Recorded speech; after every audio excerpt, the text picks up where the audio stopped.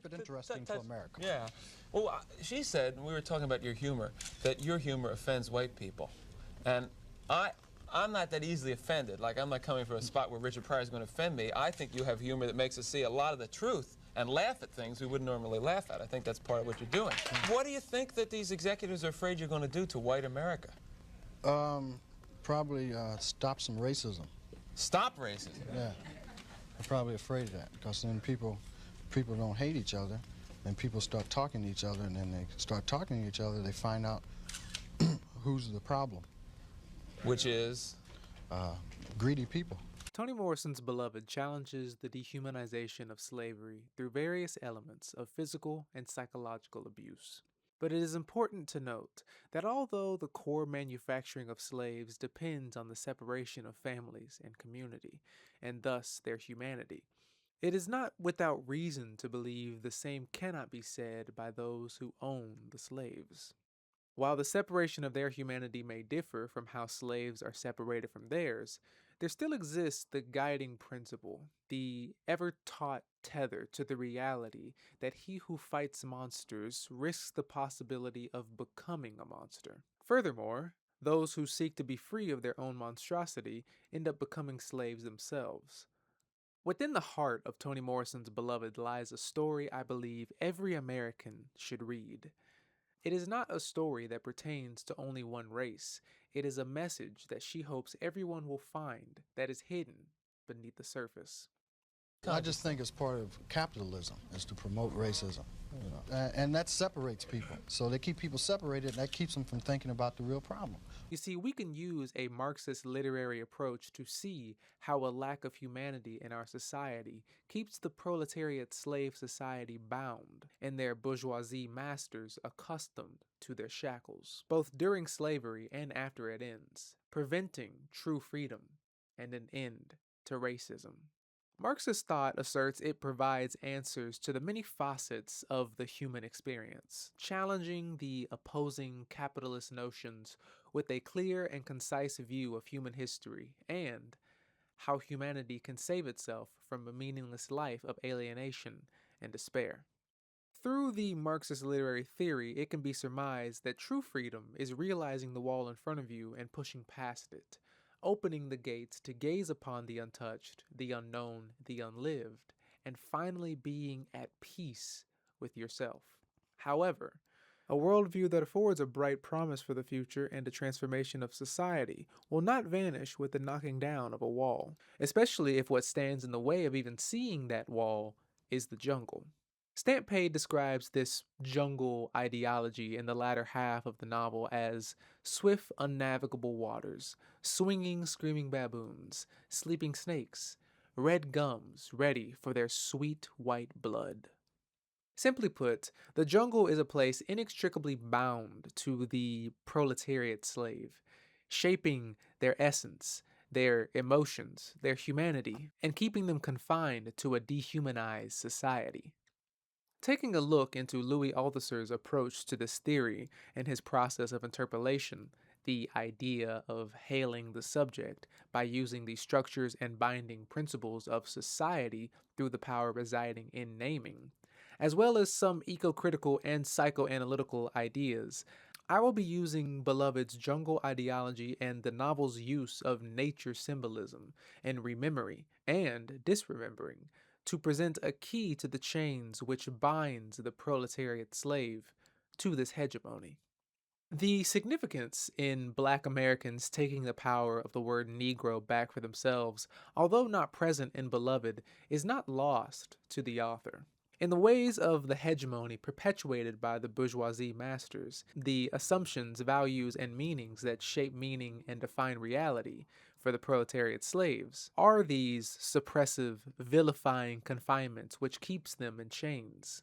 But just as Stampede believes the undecipherable language clamoring around the house was the mumbling of the black and angry dead, this tyrannical threat looming over the slaves who are seen as swinging, screaming baboons seeps into the skin of white people as well.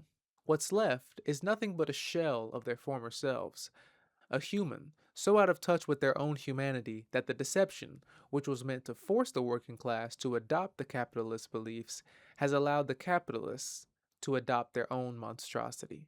You and I are about the same age, right? We're in our mid-30s. How long is it going to take before guys who think like you, and I say guys who think like me, people who don't want to have racism in the country, people who don't want to be oppressing any minority, whatever it is, sexual, whatever minority, really get into positions of power and can change things? You can't get in a position of power, it seems, if you think like that. It seems that the only time you get in a position of power is if you're like the people that are in power. But long before the idea of the jungle is even mentioned, it seems rather ironic that Toni Morrison uses nature, more specifically trees in many instances, in these small moments scattered throughout Beloved to illustrate hope in these darkest of times. Given Stampede's jungle ideology and Toni Morrison's portrayal of the American psyche at the time, the idea of trees being a sign of healing for the characters of Beloved may seem strange. However, there are many instances in the novel where trees can be seen as the very hope our characters seek, or the only hope they know. Denver's little girl's playhouse of boxwood bushes functions as first a playroom, then a refuge, but always as a place of salvation. After escaping Sweet Home with his chain gang and a band of Cherokee Native Americans, Paul D., with no knowledge of the world around him, asks how to get north. The Cherokee replies, "Follow the tree flowers, only the tree flowers. As they go, you go. You will be where you want to be when they are gone." Even Sethe finds freedom through a forest where she meets Amy Denver, who not only aids her in bringing new life and hope into the world, but also describes the wrought iron maze on her back as a chokecherry tree.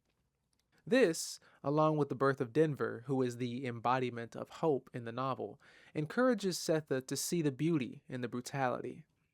Although her scars symbolize a history she feels she cannot escape, and in some instances she may wish for them to be forever blocked from memory, such as when her thoughts return to the boys hanging from the most beautiful of sycamores in the world, shaming her into shielding herself, the chokecherry tree symbolizes a path to seeing things differently by using these moments of tree symbolism to convey humanity's interconnectedness, their ecosphere.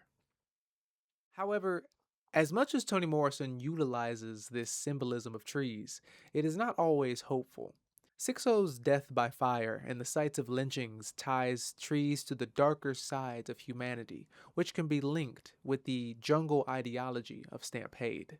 It is no mere coincidence that Toni Morrison uses trees and jungles like the binary oppositions of light and darkness, or war and peace. But what Stampede speaks of is something almost uncontrollable in the conversation of slavery versus freedom. There is a false consciousness embedded in these colored people, where the existence of free choice is diminished by the system. But the absence of hope creates a place of dwelling for the hopeful. That place of dwelling is 124, the gray and white house on Bluestone Road. Within this house, however, is too much history. So much that even Sethe's attempt to shield herself from her rememory is not enough to save her. This concept of rememory is defined in Beloved as an inescapable collective space. In the third chapter, Denver notices her mother praying, to which Sethe says she was only talking about time. It's so hard for me to believe in it. Some things go, pass on. Some things just stay. I used to think it was my rememory, you know? Some things you forget, other things you never do. But it's not. Places are still there, floating around out there outside my head. I mean, even if I don't think it, even if I die, the picture of what I did, or knew, or saw is still out there, right in the place where it happened. To put things simply, rememory exists as something that can never be remembered alone. It can always be stumbled upon by someone accidentally. It is something that remains, even in death. The clearing in the woods where Baby Suggs preached acts as a rememory for the community, a place encapsulating their mutual history and agony. The chokecherry tree on Sethe's back, however hopeful its symbolism, is a permanent reminder, a rememory of the brutality of Sweet Home. Paul D and Sethe's conversation of Sweet Home at the end of chapter 7 makes Paul D realize the rememory might open up the tobacco tin buried in his chest where a red heart used to be. But he hesitates to say more because saying more might push them both to a place they couldn't get back from. A place encompassing so many yesterdays and not enough tomorrows. But Paul D is not the only one hesitating to remember the yesterdays. Sethe has this realization of the hope Paul D is bringing back to her life. But the thought of bringing color back to her life of black and white, the thought of holding on to the promise of some kind of tomorrow, scares Sethe. She knew Paul D was adding something to her life, something she wanted to count on, but was scared to. Now he added more. New pictures and old rememories that broke her heart. These rememories, however stumbled upon, are opening the door to a new way of life. A way of life perpetuated by the hope existing through Denver and this idea of tomorrows. But there remains a blockage in these characters of Beloved, somewhere deep within their minds, within their personal unconscious. None of these rememories are strong enough to push our characters beyond the false consciousness. Not even the rememory of Sethe's crawling already baby girl is enough. Because of this, the ultimate materialization of rememory surfaces in the form of the ghost, Beloved, posing as the physical embodiment of Sethe's baby girl. Beloved's presence in the novel forces our characters to face their past, forcing open Paul D's tobacco tin, forcing Sethe's memory of killing her child. But ultimately, Beloved opens Carl Jung's idea of the collective unconscious, the part of the psyche which houses the cumulative knowledge, experiences, and images of the entire human species, illustrating the ghost Beloved as the memories of humanity's past. As a result, these rememories begin seeping into 124, causing a thick line of trees, vines, and roots to mix with the too thick love for Sethe's children, creating a seemingly inevitable jungle. But Stampede doesn't see the jungle as inescapable, however. After telling Paul D the truth of what Sethe did to her infant child, Stampede harbors a deep remorse for the two women of 124, and Paul D, the lives he feels he destroyed. He does this with good intentions, of course. He felt a sense of duty to baby Suggs, who was broken by this same incident, to tell the truth. Stampede believes the only way to move in this life is to confront the past, no matter how painful. But the truth ends up destroying Sethe. He sees them, collapsing under the weight of history, weeping along with the house, just as Denver once saw the house, regarding it as a person rather than a structure, a person that wept, sighed, trembled, and fell into fits. Stampede sees 124 as the jungle. The absence of hope perpetuated by the existence of the bourgeoisie slave masters who have successfully enslaved the working class, the proletariat slaves, is tied with 124 and the many encompassing elements of Black American history. The jungle, which white people believed was under every dark skin and is inescapable, implanted in them somewhere in birth and brought with them aboard the slave ships, is growing within 124. The house has become so tied to the jungle, its roots and vines spreading all throughout the home and its inhabitants, symbolizing how dysfunctional and twisted this family and its history have become. A sorrowfully painful history that has now become entangled, intertwined with every bit of their suffering. Stampede feels he can hear nothing over the undecipherable language clamoring around the house, which he believed was the mumbling of the black and angry dead. But what is the mumbling of the black and angry dead? Toni Morrison speaks of how difficult it was for these newly freed people to have a livable life, to find their own individuality amongst this new age for the American people. For the educated colored who went on to become teachers, doctors, and even businessmen, these people had to use their heads to get ahead.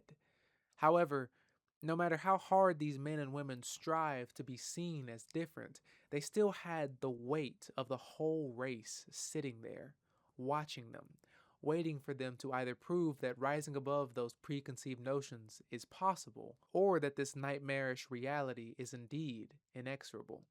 The latter being what ends up alienating an entire group of people. What exists because of this alienation isn't just the feeling of being cut off from the full value of one's work, but the separation of one's own humanity in the pursuit of a place in society. After this realization, Toni Morrison begs the question of whether slavery or racism came first in the pursuit of the production of goods. What created the jungle inside these colored people, which grew and spread until it invaded the whites who had made it? In truth, its origin is as unknown as the supernatural entity which plagues 124, making the hope of defining it a conundrum. Even so, to put the blame on a specific group of people is just as destructive. If the fault was in white Americans, what good would it do for black Americans to prove their worth, their humanity, to them? If the fault was in black Americans, then the question of their humanity is already determined. I believe the goal is not to answer this question, but to understand the false consciousness put in place by the jungle. Regardless of its origin, the jungle stands as a silent voice, often unheard, except once in a while when you could hear its mumbling in places like 124. The recognizable but undecipherable thoughts of the women of 124. These unspeakable thoughts and voices clamoring about the house are, I believe, the result of a failure to confront the past. The longer the American people continue vilifying and discriminating against each other, the longer this false consciousness persists. A nation cannot come together so long as they allow themselves to be controlled by the system created by these greedy people. Toni Morrison's Beloved is fragmented, even indiscernible at times, much like American history. It's confusing to even think of how such a nation has come to be what it is today, celebrating its 250th anniversary. Within the United States, there still exists a jungle. No amount of blades can cut away its roots and vines. No amount of simple acknowledgement can uproot what is already established. It's the voices of the community that must come together to exorcise the ghosts of the past, the black and white community, and the many other communities that make up the American people must come together, releasing the American people from the past, like the black community at the end of Beloved releases Sethe from hers. Much like the answer to the theme of fragmentation in Beloved, humanity should not just look at the past, glancing for but a moment, as Sethe and Paul D would do to negate the awful memories. What Sethe did to her children was a terrible thing. Perhaps it was out of love, perhaps it was out of necessity, but it was also a terrible situation put before her. She was nothing more than a pretty little slave girl, caught between a rock and a hard place, who recognized a hat, and carrying all that belonged to her and only her, along with her too thick love, sprinted to the woodshed to do something only she could do, hailing the subject, the children, as her own. In Stampade's own words, she ain't crazy. She loved those children. She was trying to out-hurt the herder. Sethe took the power out of the hands of the bourgeoisie masters and into her own, no longer proletariat slave hands. But the idea of out-hurting the herder cannot persist. It will continue to define the line which separates communities. It will continue every part of the jungle we've come so far to diminish. Toni Morrison's Beloved is a testament to the chains bound to those who refuse to not just look at the past, but learn from it. Where hatred, bigotry, and neglect resulted in one of the bloodiest conflicts in U.S. history, it is humanity's duty, like Stampede felt it was his duty to Baby Suggs, to learn from the past in the hopes of a brighter future. At the end of the novel, Paul D expresses to Sethe a need to have love for herself, saying, "Me and you, we got more yesterday than anybody. We need some kind of tomorrow." With this quote, I believe Toni Morrison is saying, tomorrows are plentiful, but they are nothing if one is stuck vilifying themselves, destroying themselves with the histories of yesterday.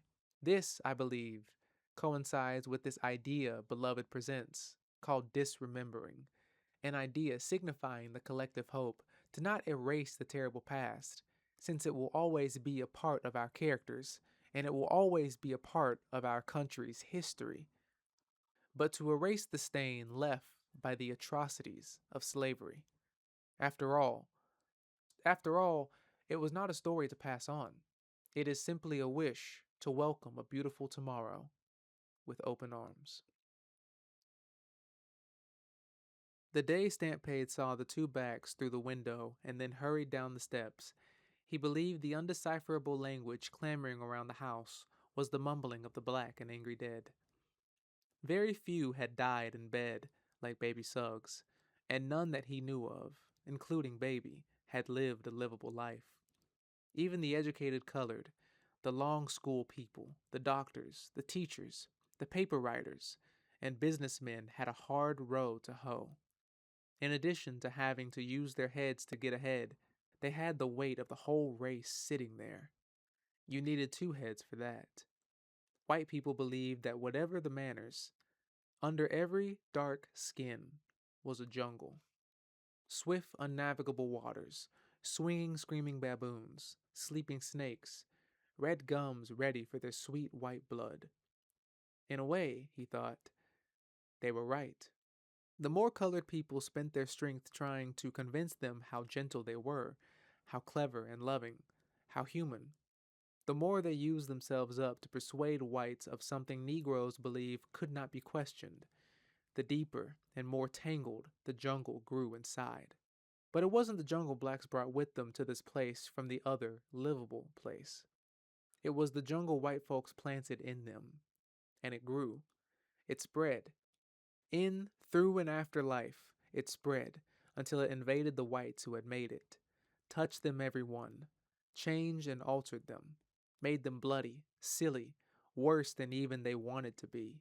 So scared were they of the jungle they had made, the screaming baboon lived under their own white skin. The red gums were their own. Meantime, the secret spread of this new kind of white folks' jungle was hidden, silent, except once in a while when you could hear its mumbling in places like 124. Stampede abandoned his efforts to see about Sethe after the pain of knocking and not gaining entrance, and when he did, 124 was left to its own devices. When Sethe locked the door, the women inside were free at last to be what they liked, see whatever they saw, and say whatever was on their minds. Almost, mixed in with the voices surrounding the house, recognizable but undecipherable to Stampede, were the thoughts of the women of 124.